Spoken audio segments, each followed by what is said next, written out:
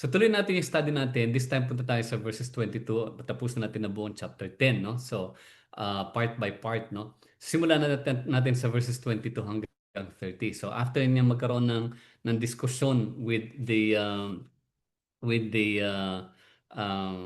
Pharisees, sabi sa verses 19 and 20, nagkaroon ng division between the Jews.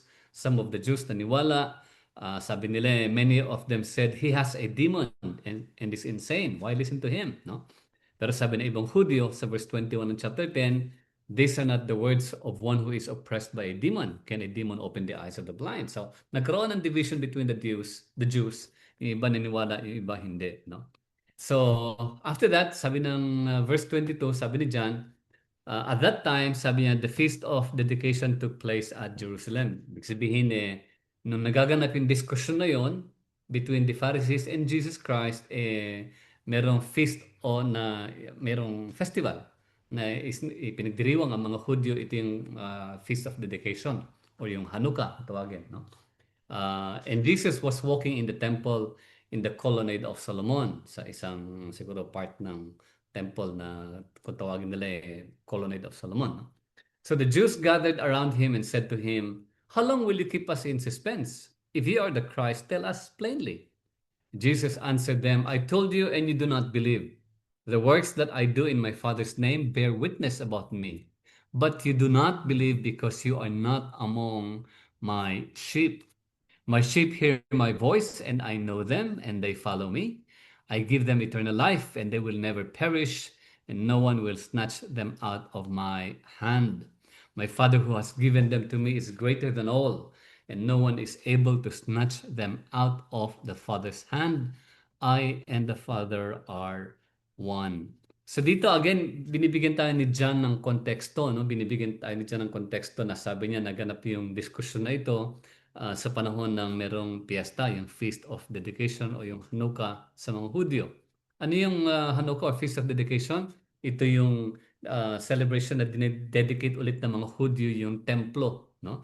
They again dedicate the temple to God kasi sa history natin, kung balikan natin yung history natin, nung dumating sina Alexander the Great, ang tawag doon? Minolestia, kundi. Ang tawag doon? Dinesecrate. Yan, dinesecrate. Sorry for the term. Dinesecrate yung temple. Yan, yung templo. No? Dinesecrate yung temple. But again, nung na-regain ni Maccabeus, no? Yung mga ng mga Hudyo, nung regain control nila ulit yung temple, they dedicated the temple back to God. Hence, every year, ino-observe nila yung Feast of Dedication since then. Siguro mga 2nd century BC yun, according to historians. So, nagkaroon ng tinatawag nga na annual celebration, yung Feast of Dedication, o yung Hanukkah. So, yung enkwentro na yan, nangyayari yan between Jesus and the Jews at the time na merong Feast of dedication of the temple. And then, yung mga Hudyo na nasa likod niya, sa paligid niya, para naiinis. Sabi sa verse 24, the Jews gathered around him and said to him, how long will you keep us in suspense? Kailan mo kami paghihintayin? No? Kung ikaw talaga yung Kristo, kung ikaw yung Messiah, kung ikaw yung pinadala, yung sinugo, sabi mo sa amin ng maayos, ng diretsahan. Parang gano'n, no? Parang gano'n ang tono ng mga Hudyo. And then, ang sagot ng Panginoon Jesus, sabi niya, I told you. Sinabi ko sa inyo pero hindi kayo naniniwala, sabi niya.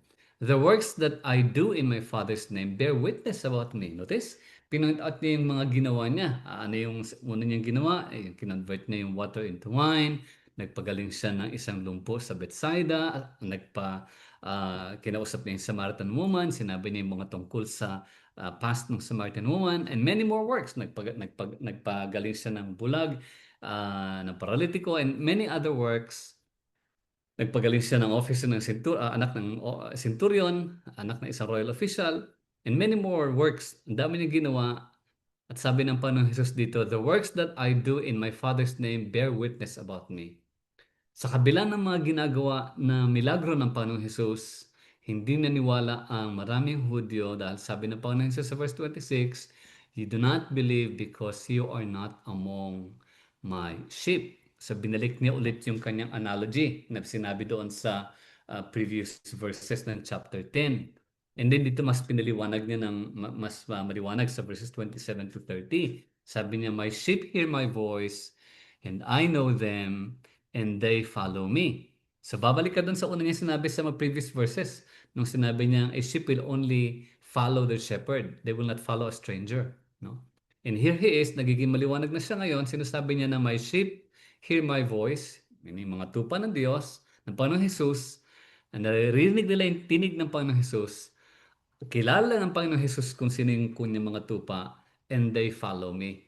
At dahil doon, of course, Panginoong Jesus ang nagbibigay ng buhay na walang hanggan, and they will never perish, and no one will snatch them out of my hand. Again, this is an assurance na ang mga nakarinig sa tinig ng Panginoong Jesus, kailanman ay hindi na maglalaho. No? My Father who has given them to me is greater than all, and no one is able to snatch them out of the Father's hand. I and the Father are one. So kung titignan mo rito, mahalaga na maulawa natin yung sinasabi niya muna dito they do not believe because they are not among my sheep. Now, we have to be careful sa interpretation nito. Ibig bang sabihin lahat ng mga totally nagre-reject sa Panginoong Hesus nang hindi niwala, hindi sila tupa ng Panginoong Hesus? Hindi pa natin alam until they actually believe kasi hindi natin alam kung sino maniniwala no? Balik tayo doon sa sitwasyon ng mga kapatid ng Panginoong Hesus. Remember, when Jesus, sa John chapter 2, when Jesus was performing, he was about to perform a miracle ng converting water into wine, yung mga kapatid niya mismo, sina James and Judas, hindi naniniwala sa kanya na siya yung Messiah, no? But later on, naniwala na rin sila, no? Later on, according to the book of Acts, they later on believed, no? And naging head pa nga si James ng Church of Jerusalem Church or Council doon sa Jerusalem. So, hindi na nga hulugan na kumot hindi sila naniniwala ngayon, does not necessarily mean na hindi sila talaga tupa ng Panginoon Jesus. Kasi we will never know, baka later on they will believe. No? Kasi hindi nga natin alam kung sino yung tupa ng Diyos. All you have to do is keep on proclaiming the gospel of Jesus Christ, that there is forgiveness of sins, that He is the Savior, that His finished work alone, yung kanyang perfect life, death, and resurrection lamang ang makapagbigay ng buhay na walang hanggan at ng kapatawaran sa ating mga kasalanan. So, yun. So, hindi ko unbeliever, ibig sabihin totally they do not belong to Christ. No, because along the way, baka they might believe later on. In the same way, hindi lahat ng mga naniniwala ngayon nangangahulugan na sila ay tunay na shepherd sila ay tunay na sheep ng Panginoong Jesus. Babalikan mo yun sa chapter 6. Remember sa chapter 6? Sa last part ng chapter 6, dahil hindi nila natanggap, hindi nila nakayanan yung teaching ng Panginoong Jesus. Ang sabi ni John doon is, who can believe this kind of teaching, no? And hindi nila matanggap yung teaching ng Panginoong Jesus. Sabi ng chapter 6 verse 60, when many of his disciples heard what Jesus was saying, they said, "This is a hard saying. Who can listen to it?" No? But Jesus, knowing in himself that his disciples were grumbling, said to them, Do you take offense at this? And then sabi niya, verse 66, after this, many of his disciples turned back and no longer walked with him. So, ano yun? Balansehin natin yun. No? Hindi ko unbeliever ngayon does not necessarily mean to say na hindi si sheep ng Diyos, ng Panginoon Jesus. No? Hindi natin alam yun. Sabi nga natin, later on, he might later on believe in the Lord through the working of the Spirit.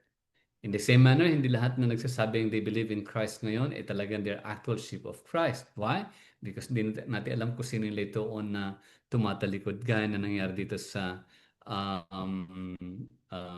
chapter 6, verse 66, nung sinabing many turned back and no longer walk with Christ. Why? Kasi nga, from the very beginning, hindi pala talaga sila tunay na tupa ng Panginoong Jesus. Not because nawala yung kanilang kaligtasan, but rather from the very beginning, talagang they were never part of the Lord's sheepfold. Hindi talaga sila tupa ng Panginoong Jesus. No? So, importante yung maunawaan natin yon na lahat yan sabi nga ng John chapter 3, no? Na verse 8, na the spirit, the wind blows and it comes from from direction that we do not know. And so is the work of the Spirit. Hindi natin alam kung saan bumubuga, kung paano kumilos ang banal na Espiritu ng Diyos. But the point here is this, sabi ng Panginoon Jesus, my sheep hear my voice. Yung kanyang mga tupa talagang nakakaunawa, nakakarinig, nakaunawa sa tinig ng ating pastol, Panginoong Jesus.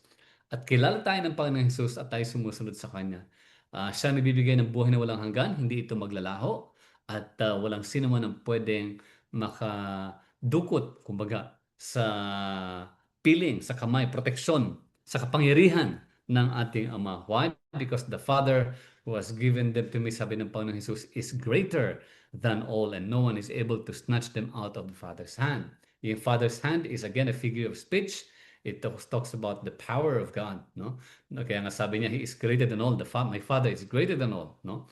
No one can snatch them out of my Father's hand kasi nga it talks about the power of God. And then sabi niya, I and the Father are one, no? So mahalagang makita natin dito na yes, nangyari ito sa panahon hindi lahat ng mga nagsasabing hindi kami iniwala kay Jesus. Hindi natin pwedeng husgahan na they do not belong to the sheepfold of Christ, no? We keep on praying. That's why we keep on praying for family members. We keep on praying for friends. We keep on praying for relatives dahil hindi natin alam, the Lord will show His mercy and grace at His own time, no? Okay, balikan natin yung context. Again, sabi nga natin, yung mga Hudyo nagagalit na dahil sinasabi nila kay Christ, if you are the Christ, sabihin mo na sa amin, no? How long will you keep us in suspense? Notice na hindi nagbigay ng public affirmation ng Panginoon Jesus na, yes, I am the Christ. Hindi, but rather, nagbibigay siya ng analogy kagaya nga ng sheep and shepherd and katulad ng ibang mga analogy na hindi diretsong nagsasabing, yes, I am the Messiah, no? Except na lang doon sa Samaritan woman sa chapter 4, no? Of course, instead of making a public claim, sabi nga natin, gumagawa siya ng mga analogy just like the shepherd, no? Just like the shepherd and Old Testament allusions. Now, bakit ganun, no? Sa kabila ng napakaliwanag na pahayag ng Panginoong Jesus patungkol sa sinasabi niyang, maniwala kayo sa mga ginagawa ko. The works that I do will show that I come. I have come from my Father, no? The works that I do, indeed, patunay na yan mula sa Diyos Ama. Napakaliwanag na kataga, napakaliwanag na salita, pero ayaw pa rin nilang maniwala. Why? Kasi nga ang paliwanag ng Panginoon Jesus, because they do not belong to, they're not the sheep, no? Hindi sila mga tupa ng Diyos. Specifically, referring to the audience at that time, the Pharisees who were trying to kill the Lord Jesus Christ, no? Yung verse 30, nung sinabi niya sa verse 30 na the Father and I are one, napakahalaga nito dahil kasasabi lang niya na my Father who has given them to me, meaning, remember, sinabi ng Panginoon Jesus na no one can come to me unless the Father draws them to me. Sasabi ng Panginoon Jesus, my Father who has given them, mga tupa, to me, is greater than all. No one can snatch them out from my Father's hand. And sabi niya, I and the Father are one. No? We have to understand na from the very beginning, makikita natin dito yung deity, divinity ng Panginoon Jesus. Hindi nangangahulugan na iisang entity lang, but nangangahulugan na iisa ang kanilang nature, which is divine, which is God, no? Which is the deity, the nature of Jesus being God, yung kanyang likas, yung kanyang nature, no?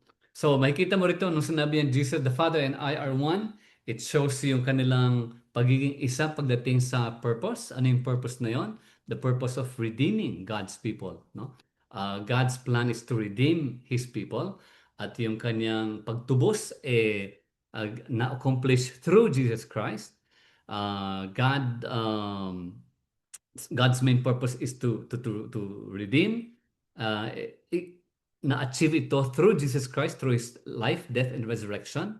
They work in one purpose, in one design. Ano yung purpose na yun? And that is yung to to restore, to redeem, no, God's lost people, no, para ma-restore sila at maibalik muli sa kaharian ng dakilang Ama. That is the very design of the Father. Makikita mo yan sa Genesis all the way to Revelation, no, na redeeming His very own. And yung ultimate redemption na yan, naganap nga o nasa katuparan through Jesus Christ. So nung sinabi ng Panginoon Jesus na the Father and I are one, of course, sabi ni John dito, the Jews picked up stones again to stone him, para batuhin siya, no?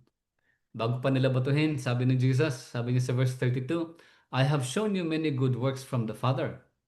For which of them are you going to stone me? No? Ang dami ko nang ginawa na mga magandang bagay from the Father. Alin dito ang dahilan kung bakit niyo ako gustong batuhin? Sabi ng Jews, it is not for a good work that we are going to stone you, but for blasphemy, because you, being a man, make yourself God. So again, nagagalit sila dahil nga sa kataga ng Panginoon Jesus na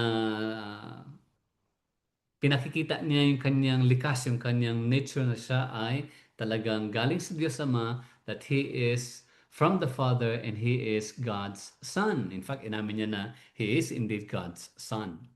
Ang sabi niya doon, of course, sabi ng Panginoon Jesus, hindi ba't sinabi ng batas na I have said you are gods? If He, yung psalmist referring to yung sumulat, if He called them gods, to whom the word of God came, the scripture cannot be set aside, what about the one whom the Father set apart as His very own and sent into the world? Why then do you accuse me of blasphemy because I said I am God's Son? Do not believe me unless I do the works of my Father. But if I do them, even though you do not believe me, believe the works, that you may know and understand that the Father is in me and I in the Father. Again, they tried to seize him, but he escaped the grasp. Now, yung defense ng Panginoong Jesus dito, dahil gusto siyang batuhin, no? Gusto siyang batuhin, because he is making himself God. Ang defense na binitawan ng Panginoong Jesus dito is that he is quoting Psalm 82:6. Ano yung sabi ng Psalm 82:6? Ito ay sinulat ng isang psalmist, no? About yung kapalpakan o yung pagiging failure ng mga Israelites na sumunod sa utos ng Diyos. Sabi niya, they know nothing, they understand nothing, they walk about in darkness, all the foundations of the earth are shaken. I said, you are gods, you are all sons of the Most High, but you will die like mere men, you will fall like every other ruler. To first nga to Israelites failure to observe God's laws. So sabi ng Panginoon Jesus doon, if they were called gods, kayo, yung mga Israelites, no? If they have been called gods or sons of gods, bakit ako ina-accuse niyo ako ng blasphemy dahil sa sinabi kong I am God's son? Wala naman akong ginagawang masama. Notice, yung sinasabi niya. Itong mga Israelites, they were called sons of God or gods. They kept failing to observe the law of God. They were allowed to be called gods. Ako ngayon sinasabi kong I am God's son, yet wala akong ginagawang masama. You still accuse me of blasphemy. Sabi niya. Do not believe me unless I do the works of my Father. Sabi niya, huwag ka maniwala sa akin hanggat kung hindi ko ginagawa yung gawain ng Ama. But ginagawa ko yung gawain ng Ama eh. Sabi niya, if I do the works of the Father, even though you do not believe me, at least believe the works, no? That you may know and understand that the Father is in me and I in the Father. Again, dahil dito lalo nagalit yung mga Israelites at nais nila, ay mga Israelites, yung mga Fariseo, at mas lalo nilang gustong batuhin at patayin ang Panginoong Hesukristo. No? Now, isang bagay na gusto ko lang i-point out dito is this. Another point na gusto natin liwanagin is that nung sinabi ng Panginoong Jesus na do not believe me unless I do the works of my Father, sinasabi niya, huwag kayo maniwala sa akin. Pero pag ginagawa ko yung gawain ng Ama, dapat paniwalaan niyo yung mga gawa na yon, no? So that you may know and understand na tunay nga na the Father is in me and I in the Father. Again, he's talking about yung kanyang nature, pagiging one with the Father in purpose, one with the Father in mission, one with the Father in design, no? Yung redemption of God's people, no?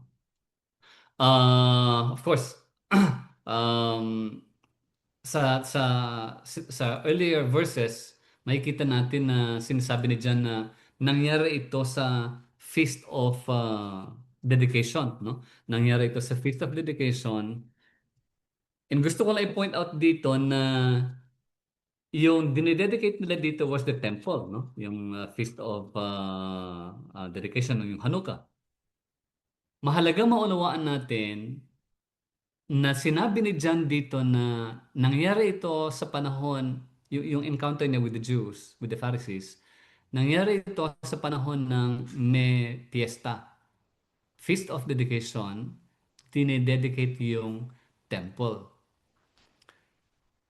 Hindi nakikita ng mga Hudyo yung katotohanan na yung object of dedication is Jesus himself because he is nga the new temple. Kung babalikan natin yung chapter 2, no? It shows na pinapoint out ni John from chapter 2 pa lamang na Jesus is the new temple. He is the new um, meeting place of between man and God, meeting place between man and God, Jesus being the new temple. So dito nakikita pinapaliwanag ni John dito from the very beginning that Jesus is the fulfillment of the Old Testament shadows. Siya yung katuparan ng mga structures or shadows ng Old Testament like the temple. Nakita natin yan sa chapter 2. So when they were dedicating the temple as the past part of their feast, sinasabi ng Panginoon Jesus na hindi na yung templo ang na-dedicate, no? I am the one who has been set apart at ako na ngayon ang ang anointed one coming to call the sheep, no? Para tawagin yung mga tupa, no? And yet, hindi na unawaan ng mga Hudyo yun, hindi na unawaan ng mga Pariseo dahil nga they do not belong to God's sheepfold.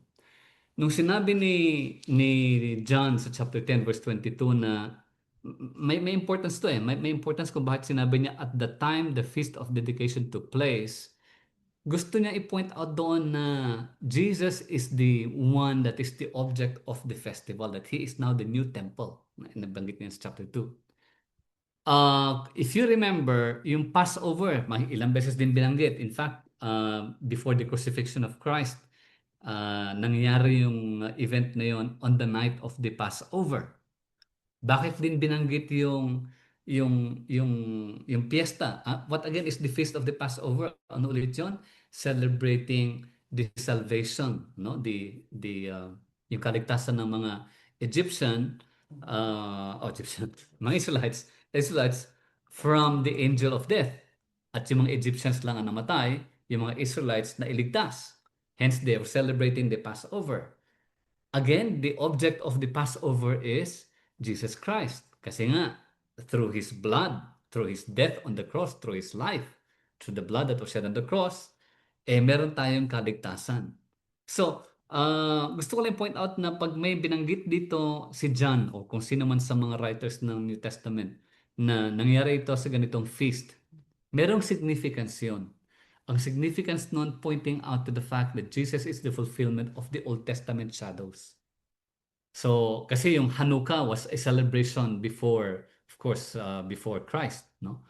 And pino-point out dito nga ni John na hindi na yung festival na yan ang mahalaga. Ang mahalaga is recognizing that the temple already that has been set apart is Jesus Christ dahil siya na yung fulfillment ng Old Testament shadows. So Jesus is the object of the festival, no? In the same way that Jesus is also the very object of the Passover. So, yun, pag may nakita kayo, pag nababasa kayo ng Bible at may nakita kayong feast of this and that, you have to understand merong relevance yun, may significance yun, no? Ang significance doon is that pointing that the object of that festival should not be the temple, the object of the Passover should not be the bread or the animal that was slaughtered, but rather ang object ng every festival is now Jesus Christ sa ating New Testament, no? So when Jesus said that the Father is in me and I in the Father, and because of that, gusto ulit but patayin ng mga Pariseo si Jesus Christ when he claimed that the Father is in me and I in the Father. Of course, ang nangyari doon is that Jesus went back across the Jordan to take place to the place where John had been baptizing. There he stayed, and many came to him. They said, though John never performed a sign, all that John said about this man was true. And in that place, many believed in Jesus. Again, dito pinapoint out ni Jesus, ni John, Apostle John, na nagsimula yung ministry ni Christ, of course, nung nabaptize siya, no? After being baptized, nagpunta siya sa Cana, performed his first sign according to John. Umikot siya, punta ng Samaria, punta ng Galilee, Judea, kung saan siya nagpupunta, ah, hanggang sa bumalik siya sa place of where he was baptized, no? And doon sinabi ni John na doon siya nanatili. And many people came to him. They said that even John did not perform a sign. Everything that John said about this woman was true. And in that place, many believed in Jesus. The point being that yung sheep pala ng Panginoon Jesus wala doon sa templo, wala doon sa mga Pariseo, wala doon sa grupo ng mga Hudyo, but the sheep of Christ were there, no? Not among the so-called righteous, religious, no, group, but in the desert, scattered, no? Scattered sila sa wilderness, kumbaga, no? They were in the Jordan River, and because of that, many believed in Jesus. The point being that many again heard the voice of Jesus, no? As he continued proclaiming his identity and continuously revealing the one true God. So ang point, mga kapatid, is yung sinasabi ni John na um, paliwanag niya dito na ang Panginoong Jesus at ang Ama ay iisa lamang. We have to remember na hindi nangangahulugan isang entity, but rather it is one in nature. They're both divine. Iisang purpose, iisang design, iisang mission. No? At sabi nga natin that is the redemption of God's people. So again, it strengthens yung teaching na Christ indeed is divine. Christ indeed is God with us because He is with the Father as the Father is in Him. No, hindi ito tawag rito, hindi hindi tulad na turo ng mga yung Unitarian sa Pentecostalism na there's only one God with three manifestations. Na manifestation ng one God is the Father, manifestation of the Son, manifestation is the Spirit. Yan ang turo na Unitarianism, and in fact hindi. Dahil dito pinapaliwanag ng Panginoon Jesus that the Father and Him iisa, meaning iisa ang kanilang purpose, iisa ang mission, iisa ang design, but two different entities, no? Two different entities, but one nature, that is being divine, being God in nature. So yun ang John chapter 10.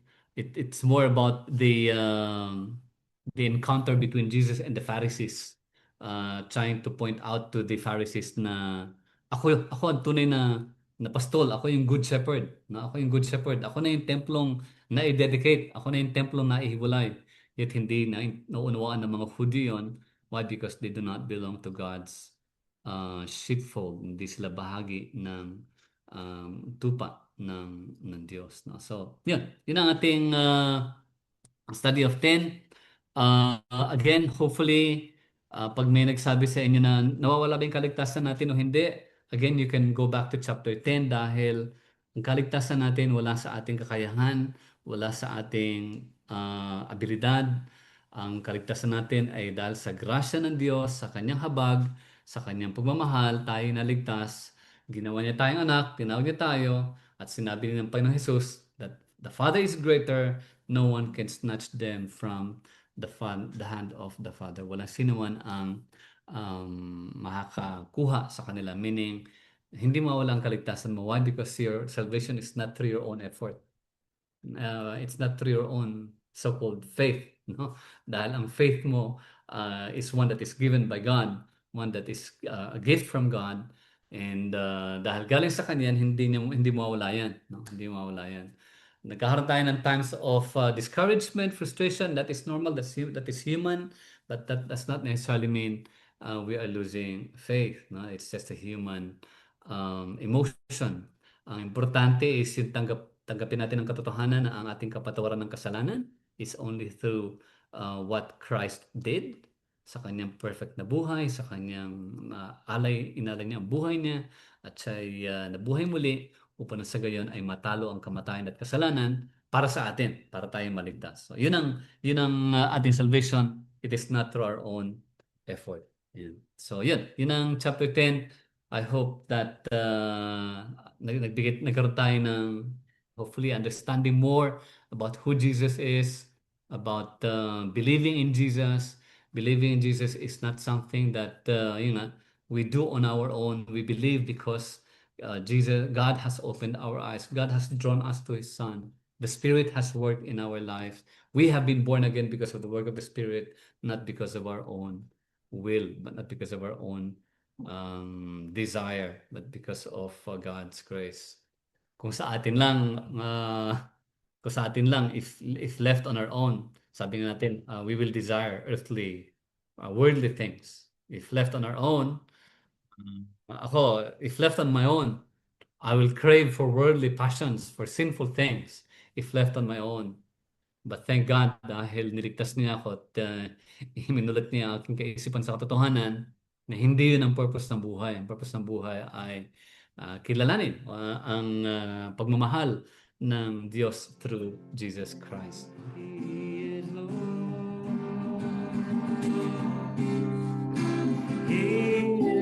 Lord. He has risen from the dead, and He is Lord. Every knee shall bow, every tongue confess that Jesus